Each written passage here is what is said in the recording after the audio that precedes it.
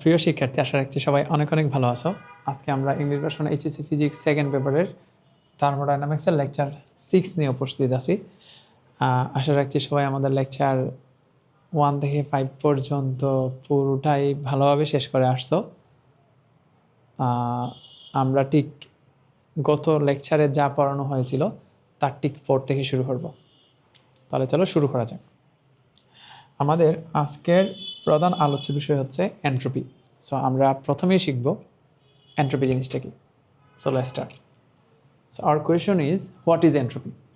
So এখানে এন্ট্রপির খুব সুন্দর একটা ডেফিনেশন আছে, আমরা আস্তে আস্তে শিখবো। চলো আমরা ফার্স্টে একটা ডেফিনেশন দিয়ে শুরু করি। Entropy is a thermodynamic quantity representing the unavailability of a system's thermal energy for conversion into mechanical work, often interpreted as the degree of disorder or randomness in the system. একদম সহজে বলতে গেলে এন্ট্রপির যে কয়টা পরিচয় আছে, এন্ট্রপি হচ্ছে the amount of randomness or disorderness or unavailability of work done or energy.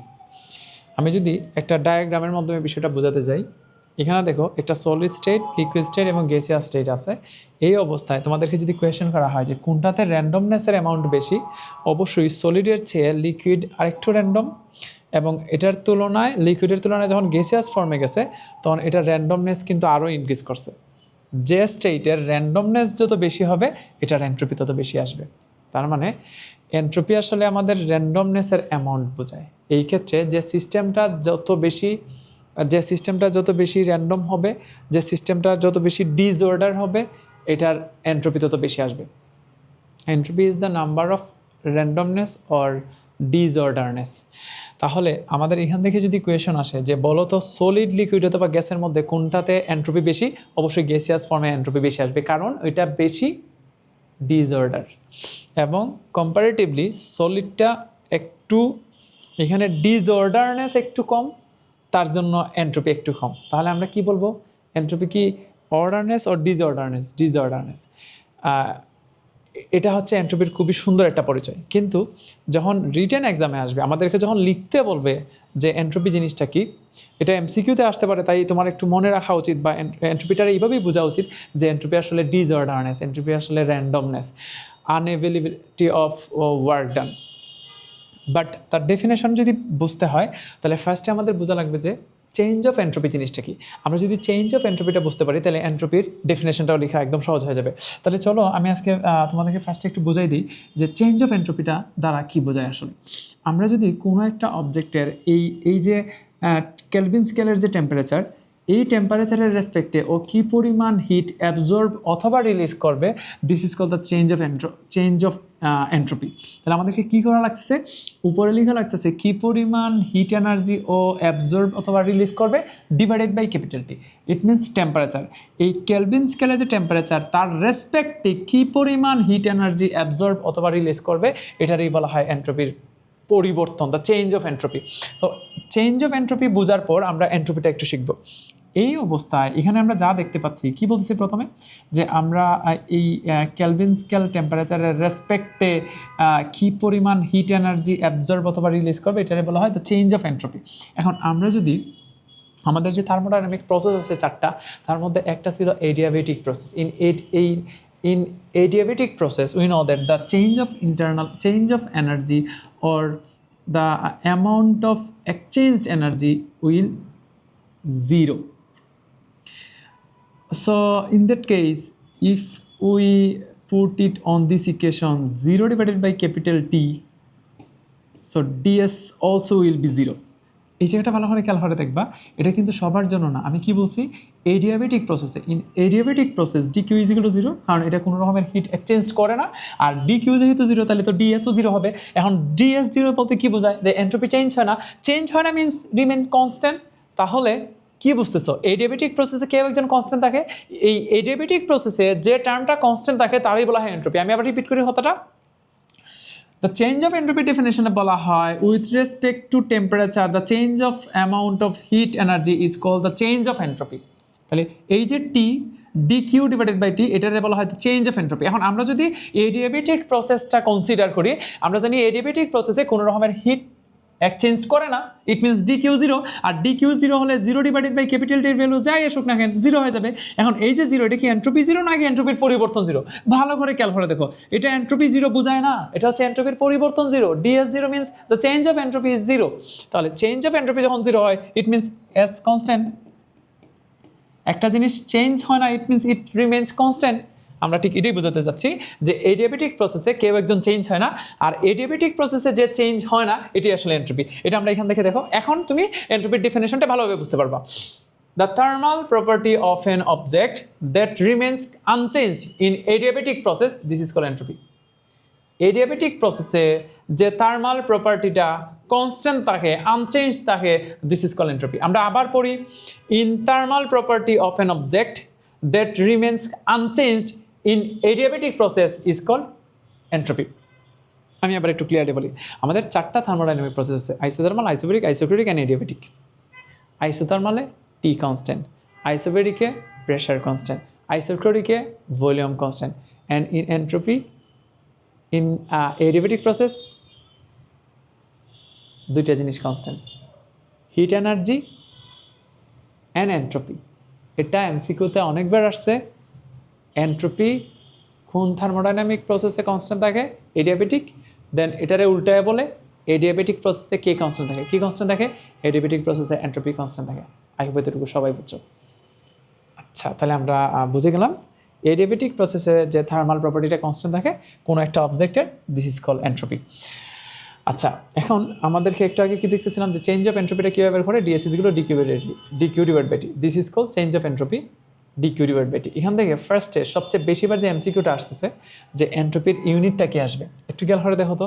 DQ, this is one kind of energy, so the unit of DQ will be joule, and we know that the unit of temperature is Kelvin, so the answer will be joule per Kelvin. সবাই please note down করো, joule per kelvin. তাহলে আমাদেরকে যদি এন্ট্রপির unit কি জানতে চাই, answer কি আসবে? Joule per kelvin. এন্ট্রপির ইউনিট এবং দ্য চেঞ্জ অফ এন্ট্রপির ইউনিট কিন্তু সেম, কি আসবে? Joule per kelvin. এটা একটু মনে রাখি আমরা। তাহলে এন্ট্রপির অথবা চেঞ্জ অফ এন্ট্রপির ইউনিট হবে জুল পার কেলভিন। এই যে ডি কিউর জন্য জুল, টি এর জন্য kelvin, answer will be joule per kelvin. এখন এই যে dS is equal to d Q by T, এই ডি কিউ নিয়ে যদি আমরা কথা বলি, তোমাদের মনে আছে কিনা ডি কিউর জন্য তিনটা টার্ম লেখা যায় আমাদের। ডি কিউ নিয়ে যে তিনটা লেখা যায় এটা আমরা ফার্স্ট অথবা সেকেন্ড ক্লাসে মেয়ে পড়ে আসছি। ওয়ান ইজ এমএলএফ, যখন আইস মেল্ট করতে শুরু করে দিবে এমএলএফ। দেন ডি কিউ সমান লেখা যায় এম এস ডেল্টিটা, এটা কখন লেখা যায়? এম এস ডেল্টিটা কখন লেখা যায়? যখন একই স্টেটে দুইটা টেম্পারেচার থাকবে, এম এস ডেল্টিটা।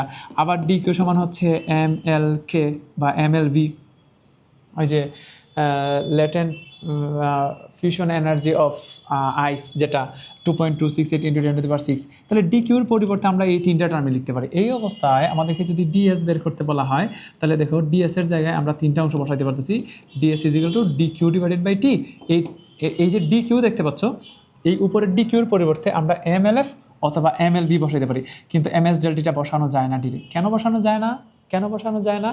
কারণ একটু খেয়াল করে দেখো, নিচে টি লেখা আছে, ইট মিনস এই যে টেম্পারেচারটা এটা আসলে কনস্ট্যান্ট টেম্পারেচার, এটা আসলে আইসোথার্মাল প্রসেস। এখন প্রসেসটা যদি আইসোথার্মাল না হয়ে কোনো কারণে টেম্পারেচার চেঞ্জ হয়ে যায়, তাহলে কী করতে হয় এটা আমরা পরে শিখবো। আপাতত জিনিসটা হচ্ছে এখানে d Q by T, d কিউর পরিবর্তে তিনটাই লেখার কথা ছিল, কিন্তু যদি টেম্পারেচারটা চেঞ্জ হয়ে যায় তাহলে এই ইকুয়েশনটা ডিরেক্ট ইউজ করা যাবে না। কেন ইউজ করা যাবে না? কারণ এখানে আমরা যা দেখতে পাচ্ছি, এখানে যে ক্যাপিটাল টিটা আছে এটা আসলে আইসোথার্মাল প্রসেস অনুযায়ী টেম্পারেচারটা কনস্ট্যান্ট রাখা লাগে। যদি এই কোনো কারণে টেম্পারেচারটা কনস্ট্যান্ট হয়ে যায় তাহলে কীভাবে এন্ট্রপি চেঞ্জ করতে হয় এটা আমরা একটু পরে শিখবো। আপাতত আমরা এই ইকুয়েশনটা এখানে মানে এমএলভি এবং এমএলকে এই দুটি ইকুয়েশন ডিরেক্ট ইনপুট দিতে পারবো। কেন? কারণ এই স্টেটে এবং এই স্টেটে কোনো রকমের টেম্পারেচার চেঞ্জ হয় না। তাহলে এমএলএফ ইট মিনস জাস্ট বরফটা আইসটা জাস্ট মেল্ট হতে শুরু করে দেবে, ইট মিনস আইস থেকে ওয়াটার হবে, আর এটা হচ্ছে ওয়াটার থেকে ভেপর হবে, কিন্তু এই ক্ষেত্রে তার স্টেট চেঞ্জ হলে টেম্পারেচার চেঞ্জ হবে না, টেম্পারেচার একটাই থাকবে। তাহলে যখন আমরা দেখবো টেম্পারেচার একটাই, তখন ডিরেক্ট ডি কিউ বাই টি বসাই দিব।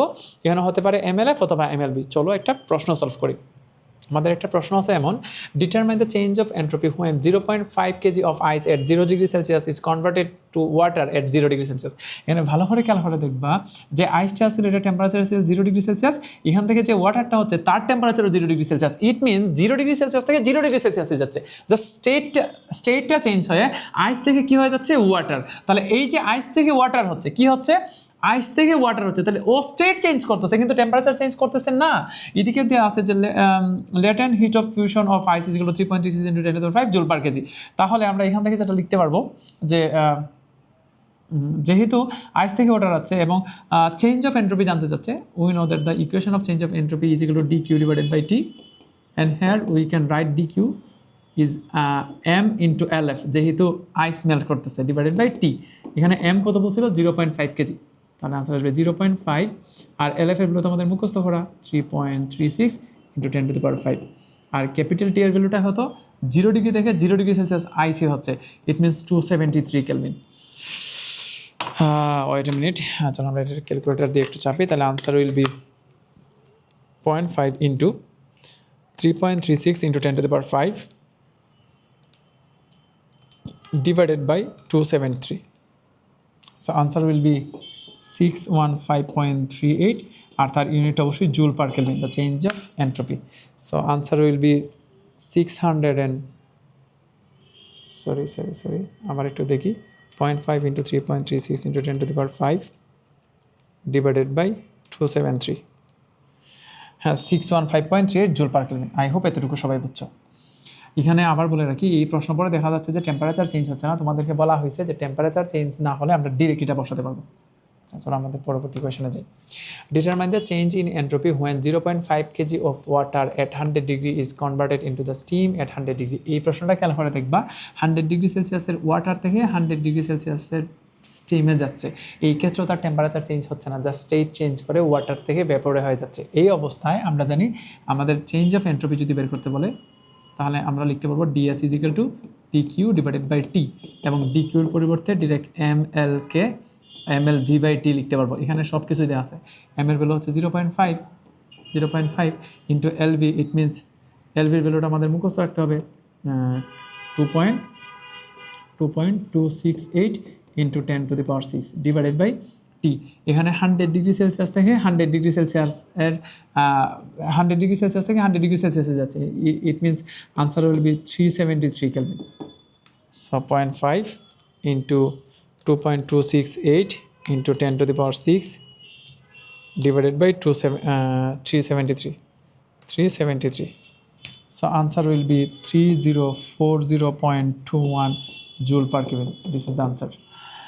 আশা করি এতটুকু বুঝছো। Let's move on next question. এখানে বলা আছে determine the change in entropy when 0.5 kg of water is heated from 0 degree Celsius to 100 degree Celsius. Specific heat of water দেওয়া আছে 4200 joule per kg per Kelvin, joule per kg per Kelvin. এখানে খেয়াল করে দেখবা 0 degree Celsius থেকে 100 degree সেলসিয়াসে চলে আসতেছে, ইট means temperature change হয়ে গেছে। যখন টেম্পারেচার চেঞ্জ হয়ে যাবে তখন আর আসলে আমরা যে ইকুয়েশনটা শিখতেছিলাম ms যেগুলো dq/t, এই dq এর পরিবর্তে ডিরেক্ট ms/t লিখতে পারবো না। আবার বলি ds ইজিক্যাল টু হচ্ছে dq ডিভাইডেড বাই t। আসলে এই প্রশ্নে আমাদেরকে যদি জানতে চাইতে change in heat or determine the heat required when 5 kg of water is heated from 0 degree Celsius to 100 degree Celsius, on that case we can write dq is equal to ms into del theta. But এখানে যেটা বলতেছিল যে যখন change of entropy জানতে যাচ্ছে তখন আমরা এই ডিকিউর পরিবর্তে ms del theta বসাতে পারবো না। কেন পারবো না? কারণ তার টেম্পারেচারটা চেঞ্জ হয়ে যাচ্ছে। টেম্পারেচারটা কোথা থেকে কোথায় যাচ্ছে? 0 থেকে 100 ডিগ্রি সেলসিয়াসে যাচ্ছে। It means the change of entropy, the change of heat or change of temperature is 100 degree Celsius. তাও বুঝলাম, বাট এই টেম্পারেচারটা কী বসাবো এটা নিয়ে একটা কনফিউশন থাকবে, বিধায় এই টাইপের প্রশ্নগুলো এই ইকুয়েশন দিয়ে ডিরেক্ট সলভ করা যাবে না। তাহলে সহজ কথায় যখন দেখবো টেম্পারেচার চেঞ্জ হয়ে যাচ্ছে তখন ds is equal to dq/t এই ইকুয়েশনটা দিয়ে ডিরেক্ট ইকুয়েশনটা রেডি করব না। তাহলে যদি তোমাদের প্রশ্ন থাকে তাহলে কী করবো, চলো আমি হিসাবটা একটু দেখাই দিই যে কীভাবে টেম্পারেচার চেঞ্জ হলে এন্ট্রপির চেঞ্জেসটা বের করতে হয়। আমরা ধরে নিচ্ছি কোনো একটা অবজেক্ট যার ম্যাস হচ্ছে m এবং ইনিশিয়ালি তার টেম্পারেচার ছিল T1, this is the initial temperature, এবং আমাদের উদ্দেশ্য হচ্ছে তার টেম্পারেচারটা একটু একটু করে চেঞ্জ করে T2-তে নিয়ে গেলাম। তাহলে এই ক্ষেত্রে একটু ভালো করে খেয়াল করে দেখো, তার m কিন্তু চেঞ্জ হয়েছে না, জাস্ট টেম্পারেচারটা T1 থেকে T2-তে চলে গেছে। এবং এই অবস্থায় যদি আমাদের দ্য চেঞ্জ অফ এন্ট্রপি বের করতে বলা হয় তাহলে আমরা যেটা দিয়ে শুরু করতে পারি, we know that ds is equal to dq divided by t. This is called the heat required to change entropy ds. So we can write ds is equal to ms into del theta divided by t. We know that when the temperature of an object changed, on that case we can write dq is equal to ms into del theta. We also know that del theta is equal to dt or d theta is equal to dt. Both are same. এটা কিভাবে হলো আবার একটু বলি। আমরা একদম প্রথম দিকে এরকম একটা অংশ শিখে আসতেছিলাম, যখন টেম্পারেচার চেঞ্জের হিসাব করা হবে তখন ডিগ্রি সেন্টিগ্রেডে আর কেলভিনে দুইটা সেম হবে, মানে ডিগ্রি সেলসিয়াসে টেম্পারেচারের পরিবর্তন এবং কেলভিন স্কেলে টেম্পারেচারের পরিবর্তন দুটো কিন্তু সেম। আবার বলি, ডিগ্রি সেন্টিগ্রেডে যদি কোনো একটা অবজেক্টের টেম্পারেচার আমরা 10 ডিগ্রি সেলসিয়াস ইনক্রিজ করি এবং এটা যদি আমরা 10 কেলভিন ইনক্রিজ করি, দুইটা আসলে সেম। এর মানে এই না 10 ডিগ্রি সেলসিয়াস আর 10 কেলভিন সেম, এটা সেম না, বাট তাদের চেঞ্জেসের ক্ষেত্রে 10 ডিগ্রি সেলসিয়াস ইনক্রিজ করা এবং 10 কেলভিন ইনক্রিজ করা সেম, বোথ আর সেম। একটা অবজেক্টের টেম্পারেচার 10 ডিগ্রি সেলসিয়াস ইনক্রিজ করা এবং 10 কেলভিন ইনক্রিজ করা দুইটা দিয়ে আসলে সেম বোঝায়। তাহলে আমরা যখন কোনো একটা অবজেক্টের টেম্পারেচার 10 ডিগ্রি সেলসিয়াস ইনক্রিজ করব, বলবো যে 10 কেলভিন ইনক্রিজ হয়েছে, দুইটা সেম জিনিস। তাহলে যখন ডি থিটা পরিমাণ ইনক্রিজ করলো, it means T Kelvin increase করলো, দুইটা সেম জিনিস। D theta degree Celsius increase করা আর ডি টি ইনক্রিজ করা সেম জিনিস। তাহলে আমরা এখানে অবশ্যই ডেল থিটার উল্টায়া ডিটি দিতে পারি। এটা দ্বারা বোঝানো হয় চেঞ্জের ক্ষেত্রে ডি থিটা এবং ডিটি সেম জিনিস, একই কথা যখন চেঞ্জ করা হচ্ছে। এখন যদি আমরা এই যে M S DT by T আমরা ধরে নিচ্ছি তার টেম্পারেচারটা T1 থেকে T2-তে চেঞ্জ করা হচ্ছে এবং এই বোথ সাইডে যদি ইন্টিগ্রেশন করে দিই, ইন্টিগ্রেশন কেন করতেছি আবার বলি, ইন্টিগ্রেশন আসলে আমাদের সাম বা সমষ্টি বের করে দেয়। তাহলে যখন আমরা তার সামেশনটা বের করতে যাচ্ছি যে T1 থেকে T2-তে যেতে টোটাল কতটুকু এন্ট্রপির পরিবর্তন হচ্ছে, তখন আমরা লোয়ার লিমিট ধরতেছি M1 এবং আপার লিমিটটা হচ্ছে T2। এখান থেকে বোঝানো হয় যে T1 থেকে T2 পর্যন্ত যেতে টোটাল কতটুকু এন্ট্রপির পরিবর্তন হয়েছে। T1 থেকে T2 পর্যন্ত যেতে টোটাল যতটুকু এন্ট্রপির পরিবর্তন হবে, this is called integration of T1 থেকে T2 ms into dt by T. এখন এখান থেকে স্পষ্টতই দেখা যাচ্ছে যে আমরা যদি কোনো একটা অবজেক্টের টেম্পারেচার চেঞ্জ করি তাহলে তার এম এবং এস এর উপর কোনো ইফেক্ট পড়ে না। It means those are constant. On that case we can write m s রে ইন্টিগ্রেশনের বাইরে নিয়ে আসে T1 বাই T2, T1 থেকে T2 পর্যন্ত রইল 1 বাই টি ইন্টু ডিটি। তোমরা যারা ইন্টিগ্রেশন জানো তারা জানো যে integration of 1 by T into dt it means আসলে লন টি। কি এটা? Ln T. তাহলে 1 by T into dt means ln T. এখন এই যে 1 বাই টি ইন্টু ডিটি, এই যে অংশটা দেখতে পাচ্ছ 1 বাই টি ইন্টু ডিটি, আবার বলি এই যে 1 বাই টি ইন্টু ডিটি, এই যে পুরো অংশটা দেখতে পাচ্ছ, এই অংশটারে আমরা ওটাই দিয়ে আসলে লন টি লিখতে পারবো। তাহলে লিখতে পারবো এম এস ইন্টু লন টি, আর লিমিটেশন হচ্ছে T1 থেকে T2 পর্যন্ত। এই জায়গাটা তোমাদের জন্য একটু বুঝতে অসুবিধা হবে যে কেন 1 বাই টি ইন্টু ডিটি সমান লন টি হলো। আমি এটার একটু শর্টকাট বলে দিই, যারা সূত্র জানো, যারা এই ফর্মুলাটা আগে থেকেই জানো, তাহলে তো ইটস ওকে। না হলে চলো ডিফারেন্সিয়েশন দিয়ে এটার একটু মনে করাই দিই তোমাদেরকে। We know that ddx of ln x is equal to 1 by x. তো এই ক্ষেত্রে ddx অফ ln x যদি হয় 1 বাই এক্স, তাহলে 1 বাই এক্সের ইন্টিগ্রেশনটা কি আসবে?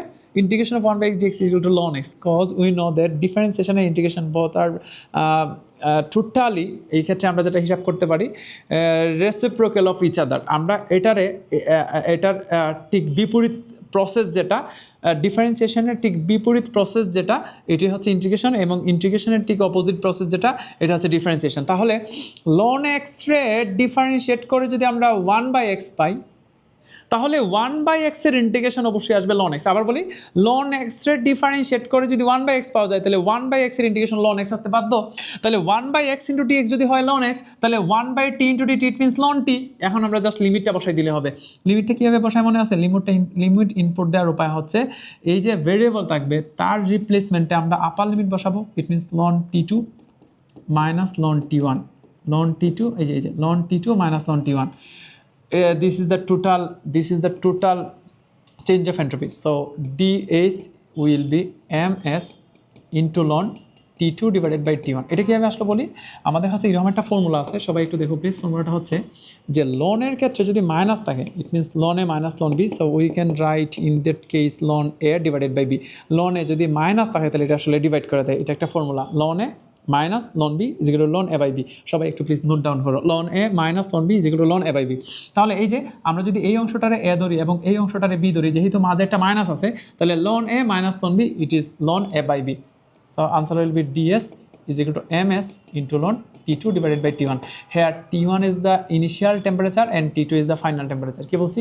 T1 is the initial temperature and T2 is the final temperature. তাহলে আমাদেরকে যদি একই স্টেটে দুইটা টেম্পারেচার এমন কোনো প্রবলেমের ক্ষেত্রে দ্য চেঞ্জ অফ এন্ট্রপি বের করতে বলা হয়, তাহলে answer will B ms into ln T2/T1 where T1 is the initial temperature and T2 is the final temperature. চলো এখন আমাদের প্রবলেমটা সলভ করি। আমাদের ইকুয়েশনটা কি ছিল মনে আসতো?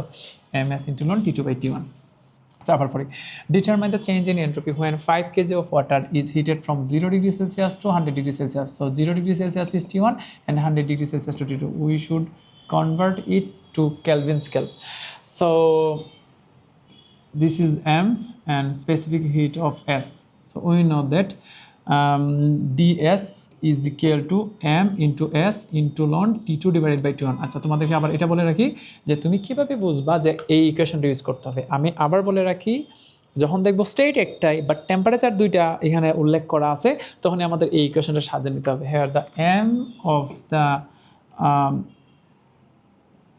water is 5, s means 4200 ln T2 divided by T1. Here T1 is equal to 0 degree Celsius. If we convert it in Kelvin scale, so we will find 273 and 100 degree Celsius is equal to 373. এখানে একটা জিনিস বলে রাখা দরকার যে এই T1 এবং T2 এর মধ্যে খেয়ে বড় খেয়ে ছোটো এইসব জিনিস আসলে আমরা জানি না। সহজ কথায় ইনিশিয়ালি যেটা থাকবে এটাই T1 এবং ফাইনালি পরে যেটা উল্লেখ করা থাকবে এটা হচ্ছে T2। এখানে আমরা 0 ডিগ্রি সেলসিয়াস থেকে 100 ডিগ্রি সেলসিয়াসে কনভার্ট করতেছি, তাহলে 0 degree Celsius this is T1 এবং 100 ডিগ্রি সেলসিয়াস যেটা হচ্ছে এটা হচ্ছে T2। এক্ষেত্রে খেয়ে বড় খেয়ে ছোটো খেয়ে লোয়ার এইসব জানার কোনোই দরকার নেই। এখানে বসাই দিব ক্যালকুলেটর চাপলে যা আনসারের সাথে। চলো একটু ক্যালকুলেটর চাপি।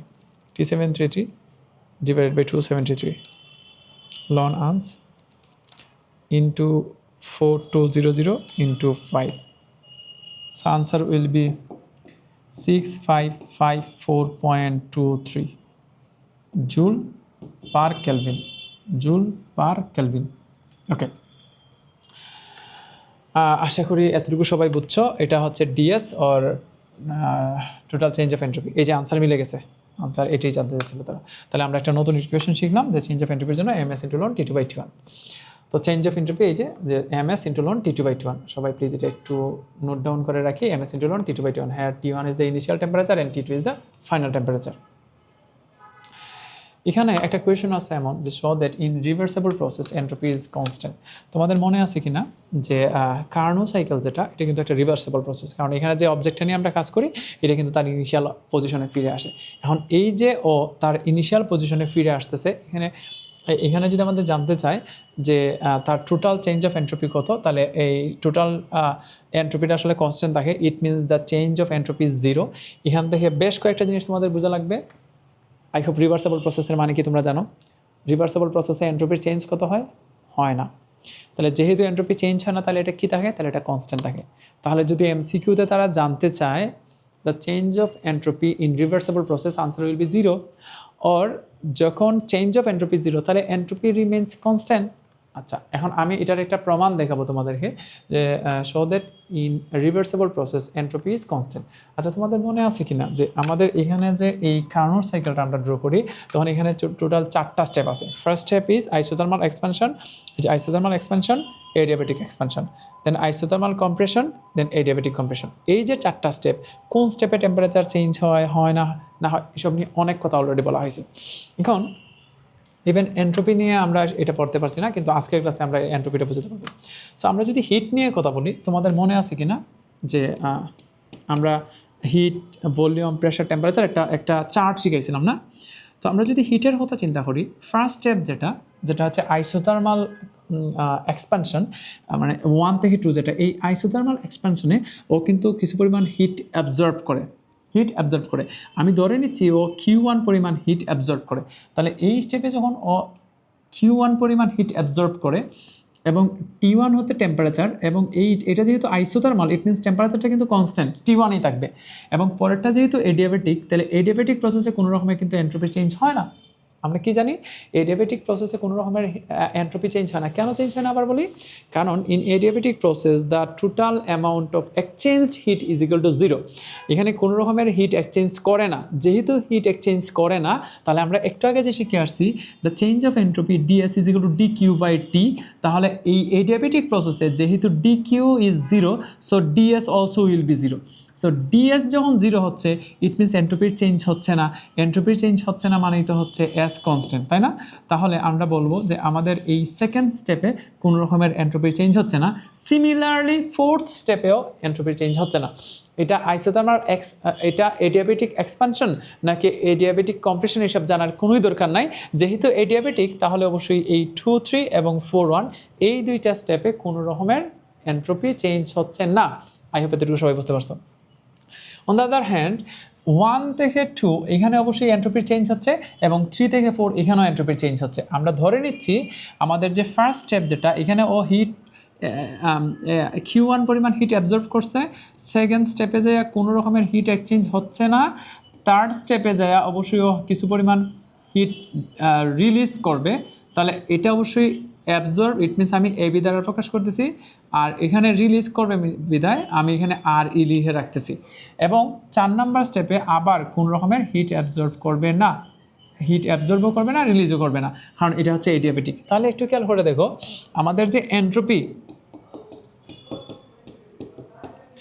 যদি এন্ট্রপির পরিচয়টা জানতে চাই তাহলে একটু মনে রাখবা যে যেহেতু এখানে অ্যাবজর্ব করতেছে, আমরা চেঞ্জ অফ এন্ট্রপি কীভাবে বের করতাম মনে আছে? চেঞ্জ অফ এন্ট্রপির ডিএস ইজিক্যাল হচ্ছে ডিকিউ ডিভাইডেড বাই টি। এখান থেকে স্পষ্টতই দেখা যায় ডিকিউটা যখন পজিটিভ হবে তখন ডিএসটাও পজিটিভ হবে, তাই না? কারণ টি আর টেম্পারেচার তো আর কনস্ট্যান্টই থাকতে হবে। তাহলে যখন ডিকিউ পজিটিভ ইট মিনস ডিএসও পজিটিভ, আর ডিএস পজিটিভ মিনস তার এন্ট্রপিটা ইনক্রিজ করবে। আর এদিকে ডিকিউ পজিটিভ বলতে বোঝায় ও হিট অ্যাবজর্ভ করবে। তাহলে কোনো একটা সিস্টেম যখন হিট অ্যাবজর্ভ করে তখন তার ডিকিউ পজিটিভ, আর ডিকিউ পজিটিভ হলে ডিএসও পজিটিভ, আর ডিএস পজিটিভ মিনস তার এন্ট্রপিটা ইনক্রিজ করবে। তাহলে আমরা যে 4টা স্টেপ শিখতেছিলাম যে 1, 2, 2, 3, 3, 4 এবং 4, 1, যদি কোয়েশ্চেন করা হয় তাহলে তার 4টা স্টেপের মধ্যে কোন স্টেপে এন্ট্রপি ইনক্রিজ ডিক্রিজ এবং অথবা কনস্ট্যান্ট আছে এটা যদি বুঝতে হয় তাহলে চলো আমরা ফার্স্ট স্টেপে এন্ট্রপিটা কী হয় এটা একটু বুঝে রাখি। ফার্স্ট স্টেপে দ্য চেঞ্জ অফ এন্ট্রপি যদি বের করে ধরে নিচ্ছি DS1, so in that case d কিউর পরিবর্তে লিখলাম আমরা Q1, বিকজ আমরা এখানে বলে রাখতেছি যে আমাদের সিস্টেমটা ফার্স্ট স্টেপে Q1 পরিমাণ হিট অ্যাবজর্ব করতেছে। তাহলে this is the amount of heat, যে পরিমাণ হিটও অ্যাবজর্ব করছে। On the other hand on that step the temperature of whole system is T1 and it remains constant when it comes from 1 to 2. তাহলে এই পুরো অংশে যেহেতু ডি কিউটা পজিটিভ মানে ও অ্যাবজর্ব করতেছে, ইট মিনস এটা পজিটিভ, এবং change of entropy DS1 is equal to Q1 by T1। Okay, আশা করি এতটুকু বুঝতে পারতেছো। দেন পরের অংশটাতে যদি দেখি তাহলে এখানে আমরা কি বলবো যে ফার্স্ট স্টেপে এন্ট্রপি ইনক্রিজ করে কিনা? অবশ্যই ইনক্রিজ করে। ফার্স্ট স্টেপে এন্ট্রপি ইনক্রিজ করে, একটু মনে রাখি আমরা তাহলে যে আইসোথার্মাল এক্সপানশনে এন্ট্রপিটা ইনক্রিজ করে, এবং কতটুকু ইনক্রিজ করে? Q1 by T1। Okay, then second স্টেপে কোনো রকমের এন্ট্রপি চেঞ্জ হয় না, কারণ এটা এডিয়াবেটিক।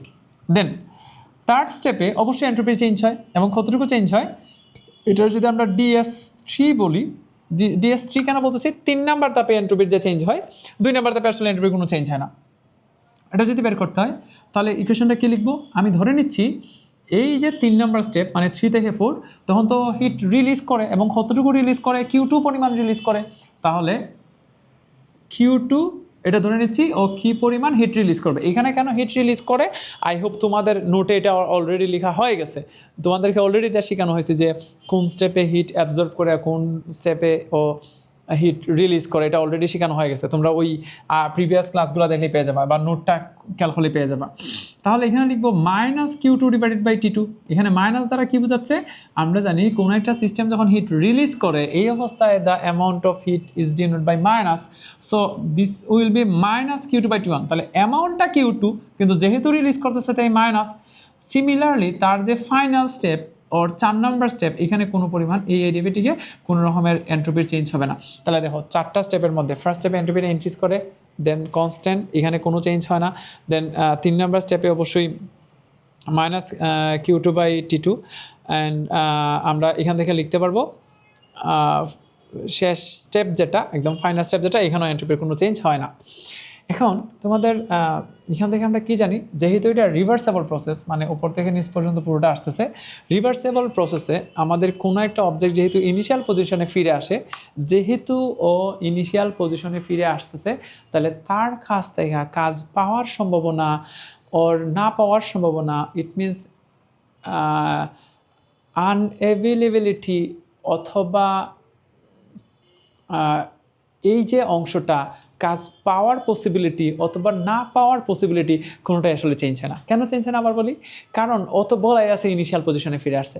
তাহলে যদি ইনিশিয়াল পজিশনে ফিরে আসে তাহলে আমরা এখান থেকে সিদ্ধান্ত নিতে পারবো যে এখান থেকে কোনো রকমের এন্ট্রপি ইনক্রিজও করবে না, ডিক্রিজও করবে না। কারণ এই এন্ট্রপিটা ছিল কাজ না পাওয়ার পসিবিলিটি। যেহেতু ইনিশিয়াল পজিশনে ফিরে আসছে তাহলে তার total change of entropy will be 0। So on that case we can right ds1, এটা তো আর 0, এখানে তো আর লিখবো না। ds3, আবার এটাও তো 0, এটা লিখবো না। মানে সবগুলোর সাম করতেছে আর কি। ds1 প্লাস, আচ্ছা আমি চাইলে এইরকম লিখতে পারি যে ds1 plus 0 plus ds3 plus 0 will be 0। কেন? কারণ এটা হচ্ছে টোটাল এন্ট্রপির চেঞ্জেস।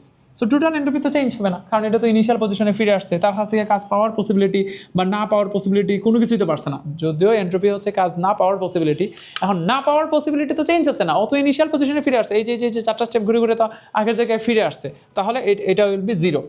তাহলে total change of entropy will be 0।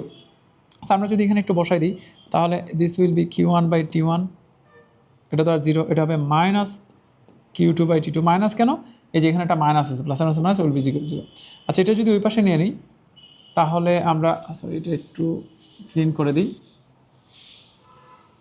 এটাও ক্লিন করে দিই। তাহলে আমরা এখান থেকে কী লিখতে পারবো যে সুতরাং Q1/T1 উইল বি Q2/T2। আচ্ছা এটা যদি আরেকটু রিঅ্যারেঞ্জ করে নিই, T1টা এই পাশে নেই, তাহলে Q1/Q2 উইল বি T1/T2। এখান থেকে আমরা বুঝতেছি যে এই যে তার হিট এনার্জি, তার যে রেশিও এবং এই যে টেম্পারেচার, তার যে রেশিও, এটা আসলে সেম। আচ্ছা ওকে, বুঝলাম। Q1/Q2 = T1/T2 যখন হবে তখন টোটাল চেঞ্জ অফ এন্ট্রপি কত হবে? 0। কেন বলি? কারণ আমরা সামেশনটা 0 ধরেই কিন্তু এখানে আসছি।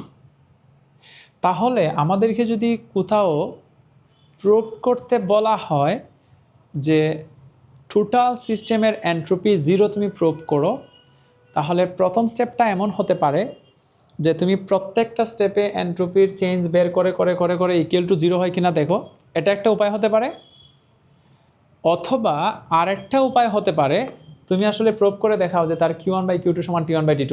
যদি Q1/Q2 = T1/T2 হয় তার মানে বোঝা যাবে যে এটা টোটাল এন্ট্রপির চেঞ্জেসটা 0। কারণ আমরা এখান পর্যন্ত আসতে যে কি করছি, টোটাল এন্ট্রপির চেঞ্জেসটা 0 ধরেই কিন্তু এখানে আসছি। তাহলে টোটাল এন্ট্রপির চেঞ্জেসটা 0 ধরে যেহেতু আমরা প্রমাণ করছি Q1/Q2 = T1/T2, তাহলে আমরা উল্টায়া বলতে পারবো যখন Q1/Q2 = T1/T2 তখন তার টোটাল চেঞ্জ অফ এন্ট্রপি 0। আবার বলে ফেলি, একটা সিস্টেমের টোটাল এন্ট্রপি 0 তুমি দুইভাবে প্রমাণ করতে পারো। প্রথমত হচ্ছে তুমি আলাদা আলাদা বের করো এখানে এন্ট্রপি চেঞ্জ কত হয়, যদিও এখানে হয় না, সেকেন্ড স্টেপে হয় না। 3 নম্বর স্টেপে এন্ট্রপিটা ডিক্রিজ করে, 4 নম্বর স্টেপে এন্ট্রপি চেঞ্জ হয় না। তাহলে এখানে যে ইনক্রিজ করে এবং এখানে যে ডিক্রিজ করে, এই যে এখানে ইনক্রিজ করতেছে, এই যে এখানে ডিক্রিজ করতেছে, যদি সাম করার পর 0 চলে আসে, কি total change of entropy, this is call reversible process. কারণ রিভার্সেবল প্রসেসে এন্ট্রপি চেঞ্জ হয় না, এন্ট্রপি রিমেন্স কনস্ট্যান্ট। তাহলে আমরা এখানে লিখে আছে show that in reversible process entropy is constant. তাহলে রিভার্সেবল প্রসেসে কোনো রকমের এন্ট্রপি চেঞ্জ হবে না। আশা করি এতটুকু বুঝছো। আমি জানো এটা সিকিউর জন্য এত গুরুত্বপূর্ণ। সিকিউতে তারা বারবার জানতে চায়, কিছু ইনফরমেশন দিয়ে জানতে যাবে is it reversible or irreversible process. Analyse mathematically, আমাদেরকে যখন ম্যাথমেটিক্যালি জিনিসটা অ্যানালাইজ করতে বলবে তখন আমরা যেটা করব, টোটাল চেঞ্জ অফ এন্ট্রপিটা বের করব। বের করে যদি 0 চলে আসে বলবো যে হ্যাঁ দিস ইজ রিভার্সেবল প্রসেস। আর যদি দেখি না এন্ট্রপির চেঞ্জ কিছু একটা হয়েছে, তখন এটা ইরিভার্সেবল প্রসেস। অথবা তুমি যদি প্রমাণ করতে পারো Q1/Q2 = T1/T2, this is also means that this is reversible process. So কোনো কারণে যদি তোমাকে প্রমাণ করতে হয় এটা রিভার্সেবল প্রসেস, তাহলে তুমি এটা দিয়েও চেক করতে পারো Q1/Q2 = T1/T2, অথবা টোটাল চেঞ্জ অফ এন্ট্রপি 0 প্রমাণ করতে পারো। কারণ টোটাল এন্ট্রপির চেঞ্জেস 0 ধরেই আমরা এই লাইনটা প্রমাণ করছি। এটা নিয়ে আর কিছু বলতে চাচ্ছি না। আশা করি বুঝে গেছো তোমরা। সো আমার next question is so that in irreversible process entropy increases. তাহলে একটু আগে দেখতেছিলাম রিভার্সেবল প্রসেসের ক্ষেত্রে এন্ট্রপি চেঞ্জ হয় না, it remains constant, but irreversible process এন্ট্রপিটা অলওয়েজ ইনক্রিজ করে, এই জিনিসটা প্রমাণ করতে হবে। আমরা এখন এটা একটু প্রমাণ করব যে আমরা একটা ইরিভার্সেবল প্রসেস নিব এবং তোমাদেরকে দেখাবো আমি একটা ইরিভার্সেবল প্রসেসে এন্ট্রপিটা অলওয়েজ ইনক্রিজ করে। কীভাবে বোঝানো যেতে পারে? আচ্ছা চলো আমরা কনসিডার করি দুইটা অবজেক্ট যাদের টেম্পারেচার সেম না। আমরা দুইটা অবজেক্ট নিব যাদের টেম্পারেচার সেম না। কী নেওয়া যেতে পারে? যে কোনো দুইটা অবজেক্ট নিয়ে চলো। ধরে নিচ্ছি আমরা এরকম দুটো অবজেক্ট নিছি যাদের টেম্পারেচার কি বলা যায়, ওয়েট এ মিনিট, আচ্ছা বেশি কালার করে লাভ নাই, ফিল কালার রাইট। হ্যাঁ এরকম একটা অবজেক্ট নিলাম, ধরে নাও এই যে অবজেক্টটা দেখতে পাচ্ছ এটার আসলে কি বলা যায়,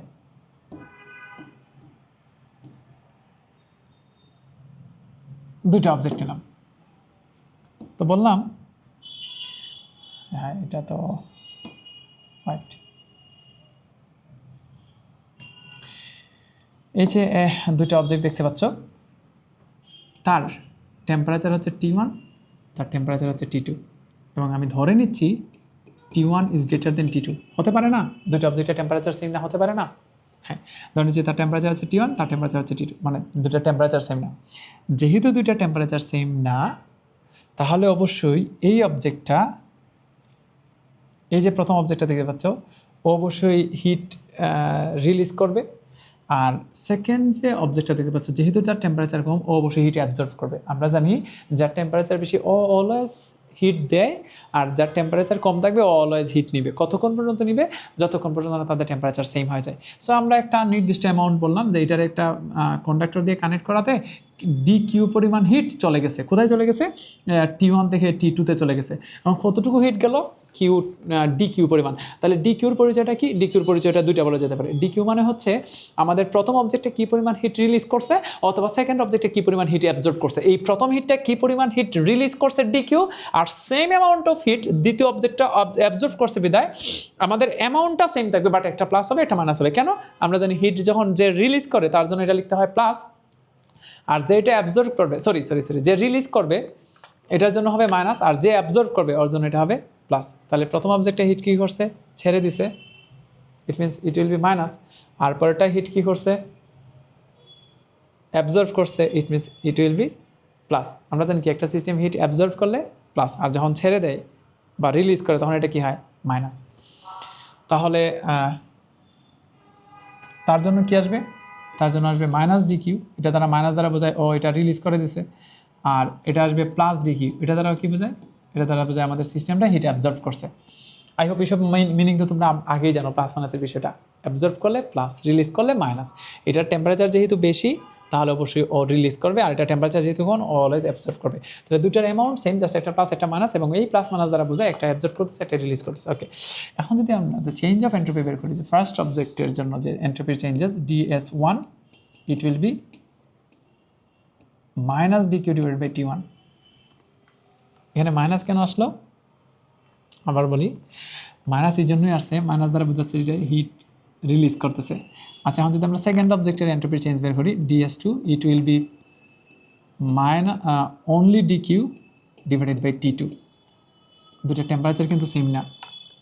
ফার্স্ট অবজেক্টের টেম্পারেচার T1, সেকেন্ড অবজেক্টের টেম্পারেচার কিন্তু T2, কিন্তু দ্য চেঞ্জ অফ এন্ট্রপি যেটা তার জন্য DS1 জন্য মাইনাস DQ বাই T1, আর সেকেন্ড অবজেক্টের জন্য অনলি DQ বাই T2। তাহলে একটু খেয়াল করে দেখো, টেম্পারেচার সেম না, এখানে একটা মাইনাস DQ আছে, এখানে প্লাস DQ, বাট নিচে এটার জন্য T1, এটার জন্য T2। এখন যদি আমরা the total change of entropy বের করতে যাই, which is DS, so answer will be DS1 plus DS2, so minus DQ divided by T1 plus DQ divided by T2।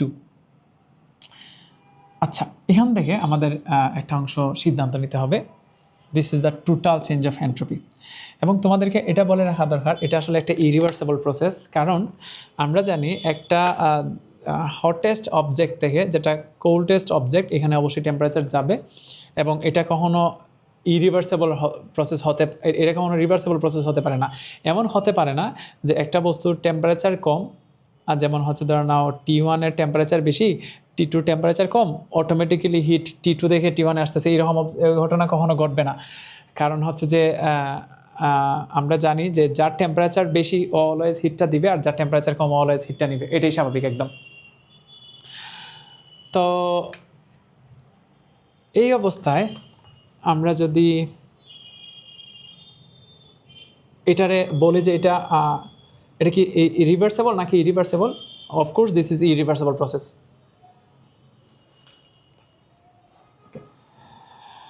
এখন তাহলে এই যে -dq/T1 এবং dq/T2 যদি জিজ্ঞেস করা হয়, এই -dq/T1 এবং -dq/T2 মধ্যে খেয়ে একটু বড় খেয়ে একটু ছোটো, একটু হিসাব করতে হবে। আচ্ছা, তোমাদেরকে একটা নাম্বার দেখাই, ধরো 5, এখানেও 5, মানে দুইটারই এই যে উপরের যে নাম্বারটা দুইটারই 5 5, আর নিচে একবার দিলাম 10, সরি একবার দিলাম 8, আবার এখানে দিলাম ধরো 7। তাহলে উপরে দুইটারই সেম, বাট একটার 8 আর একটা হচ্ছে 7। আর তোমাদের যদি জিজ্ঞেস করা হয় বলো তো 5/8 বড় হবে নাকি 5/7 বড় হবে, কোনটার মান বড়, কোনটার ভ্যালু বড় বেশি কোনটার, তাহলে অবশ্যই 5/7 বড়। কারণ আমরা জানি ডিনোমিনেটরে যত কম থাকবে ততই আমাদের ভালো। তাহলে এই দুইটা নাম্বারের মধ্যে যদি আমরা কম্পেয়ার করি 5/8 এবং 5/7, অফকোর্স 5/7 ইজ গ্রেটার দ্যান 5/8। এখন যদি আমরা এখানে একটা মাইনাস দিই এবং এখানে একটা প্লাস সাইন দিই, এটা তো অলরেডি প্লাস, তাহলে একটু খেয়াল করে দেখো, এটা minus and this is plus. এই অংশটা কিন্তু ছোট অ্যান্ড কম্পারেটিভলি এই অংশটা কিন্তু একটু বড়, এবং বড়টা পজিটিভ। তাহলে this answer will be positive, the summation of this two number will be positive. কীভাবে হইলো আবার বলি। আচ্ছা, এটা তো বুঝে গেছে। ধরে নাও -3 + 5, তাহলে কী হবে, অবশ্যই আনসার পজিটিভ হবে। কারণ আমরা জানি একটা নাম্বার প্লাস এবং একটা নাম্বার মাইনাস হলে পরে আনসার হয় বড়টার যেটার ওইটার হবে, তাই না? তাহলে এখানে দেখো তো, ফার্স্টে যদি আমরা চিহ্নটা বাদ দিয়ে দিই, ধরে নাও দুইটারই চিহ্ন বাদ, তোমার যদি জিজ্ঞেস করা কে বড় বলো তো, dq/T1 বড় না dq/T2 বড়? অবশ্যই dq/T2টা বড়। কেন বড়? কারণ উপরে তো দুইটারই dq আছে, বাট নিচের একটা আছে T1, একটা আছে T2, তাহলে বড়কে T1 বড়। যেহেতু T1 বড়, তাহলে এই ভগ্নাংশটা ছোট এই ভগ্নাংশের চেয়ে, তাহলে আমরা বলবো যে এই যে dq/T2টা একটু বড়। এই অবস্থায় এখানে যদি দেই মাইনাস এবং এখানে যদি দেই প্লাস, তাহলে অবশ্যই পজিটিভ অংশটা বড় এবং নেগেটিভ অংশটা ছোট, তাহলে আনসার উইল বি পজিটিভ। তার মানে আমরা একটা সিদ্ধান্ত নিয়ে নিলাম, in irreversible process the total change of entropy will be positive. আর এন্ট্রপির চেঞ্জ যখন পজিটিভ হয়, আমরা জানি এন্ট্রপির চেঞ্জ যখন পজিটিভ হবে, ইট মিনস এন্ট্রপিটা ইনক্রিজ করবে। তাহলে এখানে কী জিনিস শিখলাম আমরা, এন্ট্রপিটা অবশ্যই ইনক্রিজ করতেছে। কোন প্রসেসে? ইরিভার্সেবল প্রসেসে। দুইটা লাইন এত গুরুত্বপূর্ণ, ইনক্রিজেস ইরিভার্সেবল প্রসেসে ইনক্রিজেস, একটু মনে রাখি প্লিজ, ইরিভার্সেবল প্রসেসে ইনক্রিজেস। আর তোমাদেরকে মনে আছে যে রিভার্সেবল প্রসেসে কী হয়, রিভার্সেবল প্রসেসে এন্ট্রপি ইনক্রিজেস বা ডিক্রিজ করে না, এটা অলওয়েজ কনস্ট্যান্ট থাকে। ইট মিনস আমাদের এই আর্থের টোটাল এন্ট্রপি আসলে দিন দিন ডে বাই ডে ইনক্রিজ করতেছে। কারণ আমরা দেখতেছিলাম রিভার্সেবল প্রসেস হলে তো আর এটা ইনক্রিজ করেই, রিভার্সেবল প্রসেসে তো আর কনস্ট্যান্ট চেঞ্জ হয় না, আর ইরিভার্সেবল প্রসেসে অলওয়েজ এটা ইনক্রিজ করে, ইট মিনস পজিটিভ হয়। নর্মাল এটা নেগেটিভ হয় না কখনো। এই জন্যই আমরা বলি জানো যে আমাদের এই পুরো ওয়ার্ল্ডের এন্ট্রপি আসলে দিন দিন ইনক্রিজ করতেছে, এবং এটা একটা সময় এটা আসলে ইনফিনিটিতে চলে যাবে। যখন এটারে ইনফিনিটিতে চলে যাবে, this is call heat death of our world, এটা আসলে or heat death of our earth. তখন ধরা হয় এন্ট্রপি জিরো হবে না, তখন এন্ট্রপি আসলে অসীম হয়ে যাবে। আর এন্ট্রপি যখন অসীম হয়ে যাবে, তখন কাজ পাওয়ার পসিবিলিটি আসলে জিরো হয়ে যাবে, র্যান্ডমনেস ইনফিনিটি হয়ে যাবে, because entropy is the amount of randomness. তাহলে কোনো একটা সময় ধরে নেওয়া হয় আমাদের এই এন্ট্রপিটা ইনক্রিজ করতে করতে, এমনিতেই তো ওয়ার্ল্ডের এন্ট্রপি ইনক্রিজ করতেছে, এই এন্ট্রপিটা ইনক্রিজ করতে করতে আসলে ইনফিনিটি হয়ে যাবে, এবং যখন এন্ট্রপিটা ইনফিনিটি হয়ে যাবে, ইট মিনস কাজ পাওয়ার পসিবিলিটি জিরো হয়ে যাবে। তাহলে সবগুলো কথা একটু নোট ডাউন করি আমরা প্লিজ। আমাদের ওয়ার্ল্ডের entropy day by day increase করতেছে, কোনো একটা সময় এন্ট্রপিটা ইনফিনিটি হয়ে যাবে। This is call the heat death of our earth, and on that time the possibility of work done will be zero, okay, or possibility of finding energy will be zero.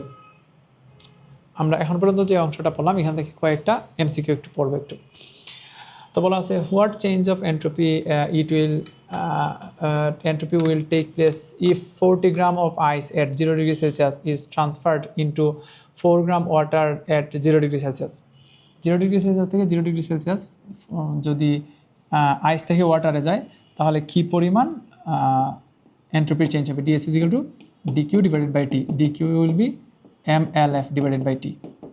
So m means 40 gram, 0.04, lf means 3.36 into 10 to the power 5, t, the temperature is 0 degrees Celsius, which is 273.04 into 3.36 into 10 to the power 5 divided by 273.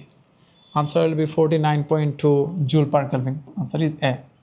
So our next question is, what is the following SI unit of entropy? Entropy unit is joule per Kelvin. So our next question is, in what is correct in case of adiabatic process? Adiabatic process কোনো রকমের heat transfer হয় না, কোনো রকমের entropy change হয় না, এন্ট্রপির changes zero. The change of entropy is zero. This is right. This is the right answer. Entropy of reversible প্রসেসে একটু আগে কী শিখতেছিলাম, কতবার পড়তেছি? রিভার্সেবল প্রসেসে এন্ট্রপি চেঞ্জ হয় না, remains constant. This is the answer. অবশ্যই ইনক্রিজ করে না, ইনক্রিজ করে হচ্ছে ইরিভার্সেবল প্রসেস যদি বলতো তাহলে আনসার হইতো ইনক্রিজ। ডিক্রিজ কখনও করে না, রিভার্সেবল অথবা ইরিভার্সেবল প্রসেসে ডিক্রিজ করে না, বিকামস জিরো না। এন্ট্রপি কখনও জিরো হয় না, এটা একটু মনে রাখো, এন্ট্রপি কখনও জিরো হয় না। The change of entropy zero হয় কখন? যদি এটা রিভার্সেবল প্রসেস হইতো। এখানে যদি বলতো change of entropy becomes zero, এটা রাইট হইতো। আশা করি এতটুকু বুঝছো। আর last question, in which physical state entropy is the minimum? Entropy minimum কখন? সলিডে। ওকে, এটাই তাহলে আমাদের লাস্ট স্লাইড। আরও কয়েকটা কোয়েশন আসলে মনে হয়, আশা করি এতটুকু সবাই বুঝছো। আসলে আমাদের লাস্ট দুইটা lecture, it means Karnaugh engine and হচ্ছে মানে হিট ইঞ্জিন যেটা পড়লাম, এবং দ্য চেঞ্জ অফ এন্ট্রপি আজকের ক্লাসে যেটা পড়লাম, দুইটাই অনেক বেশি গুরুত্বপূর্ণ। সৃজনশীলগুলো এখান থেকেই আসবে। আশা রাখছি সবাই এতটুকু ভালোভাবেই বুঝছো। আজকের ক্লাস এই পর্যন্তই। সবাই অনেক অনেক ভালো থাকো। আমাদের পরবর্তী লেকচার জন্য সবার কাছে দাওয়াত রইল। আজকে এই পর্যন্তই। আর সবাই অবশ্যই আমাদের চ্যানেলটা সাবস্ক্রাইব করে দিও। সবাই অনেক অনেক ভালো থাকো। দেখা হবে পরবর্তী লেকচারে।